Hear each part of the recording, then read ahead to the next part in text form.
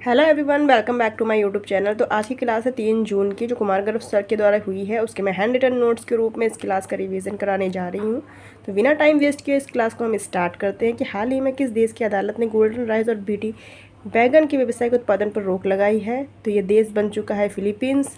इसकी जो राजधानी है मनीला है। और गोल्डन राइस में सभी को पता है विटामिन ए होता है।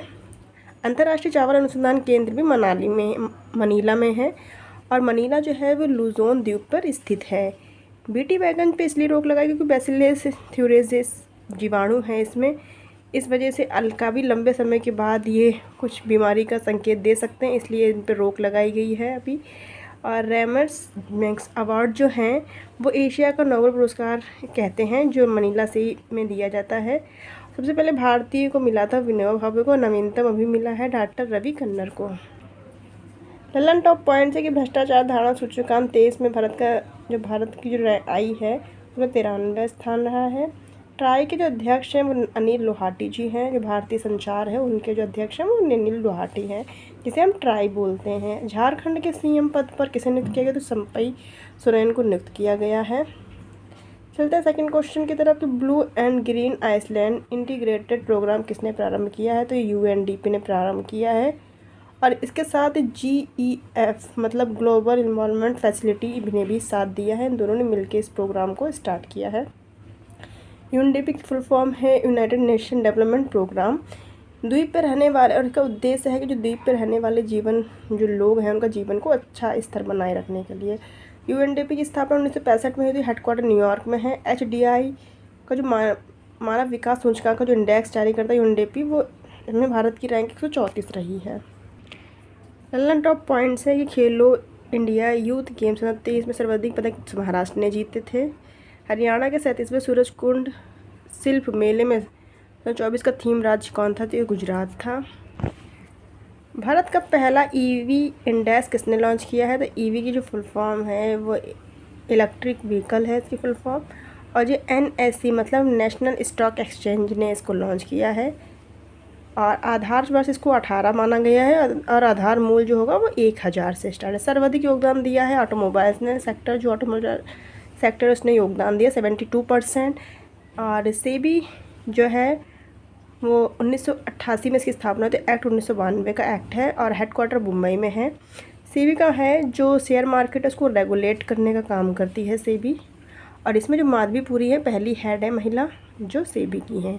एशिया का सबसे पुराना स्टॉक BSE मतलब बॉम्बे स्टॉक एक्सचेंज है, जो 1875 में इसकी स्थापना हुई थी। और इसका जो इंडेक्स है वो सेंसेक्स है।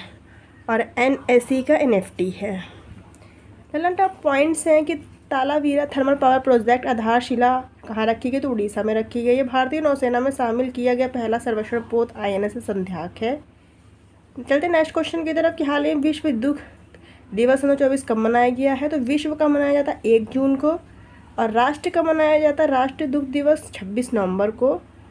इसकी स्थापना सन 1 से स्टार्ट हुई थी। और राष्ट्रीय दुख दिवस है वो 26 नवंबर को इसलिए मनाया था क्योंकि बर्गिज कुरियन जो थे, जो श्वेत क्रांति के जनक थे, उनका बर्थडे मनाया जाता है, इसलिए आज के दिन राष्ट्रीय दुग्ध दिवस मनाया जाता है। दुग्ध उत्पादन में भारत पहले स्थान में पूरे विश्व में। और भारत के अंदर जो है वो पहले स्थान पे यूपी है, सेकंड स्थान पे राजस्थान है। दुग्ध निर्माण में उसमें कौन सा हार्मोन होता है? तो इसमें जो हार्मोन होता है प्रोलेविटिन होता है। और दूध निकालने वाले हार्मोन होते हैं ऑक्सीटोसिस, जो होते हैं वो ये हार्मोन्स निकालते हैं ऑक्सीटोसिस।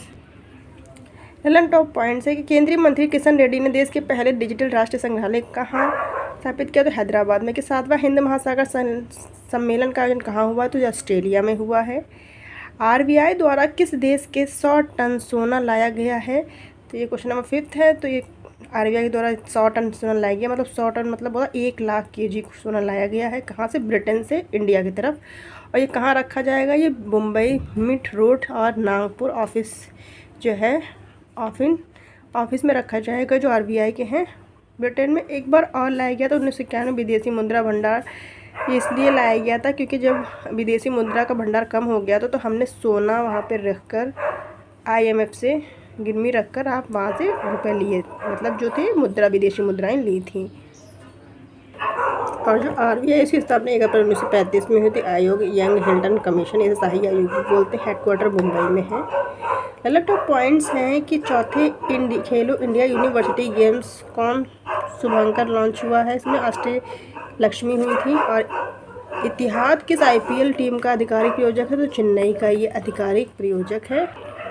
क्वेश्चन नंबर 6 है कि हाल ही में राष्ट्रीय सांख्यिकी संगठन के अंतिम आंकड़ों के अनुसार वित्त वर्ष 2024 में भारतीय अर्थव्यवस्था की वृद्धि की दर कितनी रही है, तो 8.2 रही है। पहले थी 7 पॉइंट कुछ करके, लेकिन इस बार 8.2 वृद्धि हुई है।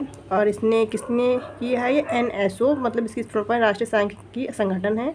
इसकी स्थापना 2019 में हुई थी।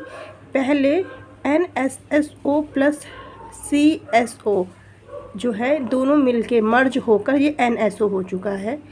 और जो NSO है राष्ट्रीय सांख्यिकी संगठन, इसके मंत्रालय किस मंत्रालय में आता है, मौसमी मंत्रालय में आता है ये। तो ये मौसमी मंत्रालय में आता है। ललन टॉप पॉइंट है कि सारथी पहल शुभारंभ किसने किया, तो कृषि मंत्रालय द्वारा किया गया। राष्ट्रीय न्यायालय का नया अध्यक्ष किसे नियुक्त किया गया, तो नवाब सलेम को किया गया है। CAR-T सेल थेरेपी का संबंध किससे है, तो कैंसर से है ये संबंध। चलते हैं नेक्स्ट क्वेश्चन। क्वेश्चन नंबर 7 है कि हाल ही में द गोल्डन कृष्ण प्रदर्शनी का आयोजन कहाँ हुआ है, तो ये दुबई में हुआ है। किसके द्वारा किया गया, कलाकार कृष्ण कन्हैया, इनके द्वारा आयोजन हुआ है।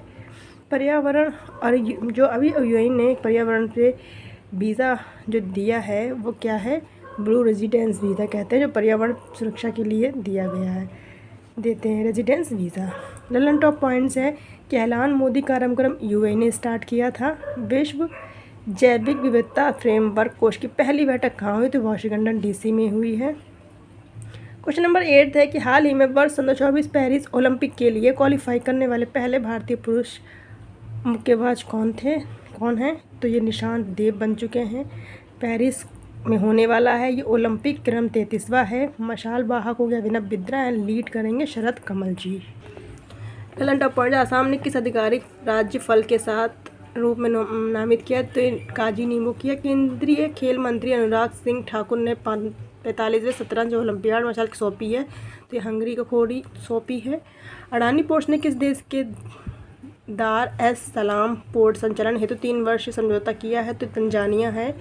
इसकी राजधानी दोदोमा है, समझौता किया है। और पेमा प्लस जंजीबार जो फेमस है कहाँ है, ये लॉन्ग के लिए है आइलैंड जो तंजानिया में स्थित है। ललन टॉप पॉइंट्स है कि नोवे राइसन डायलॉग ने किस देश में PM अतिथि आए थे, तो ग्रीस के आए थे। प्रवासी प्रजाति संरक्षण सम्मेलन CMS-COP COP 14 कहाँ हुआ है, तो ताशकंद में हुआ है।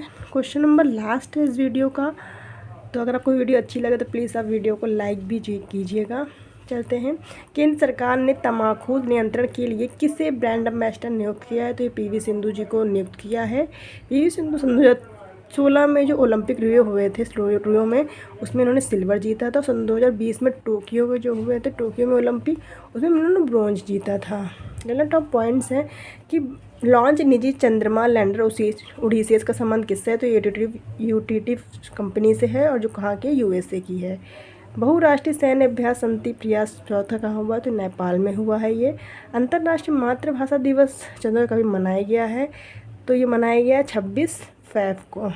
अगर आपको ये वीडियो पसंद आए तो प्लीज़ वीडियो को लाइक कीजिएगा और हमारे चैनल को सब्सक्राइब कीजिएगा। Thank you.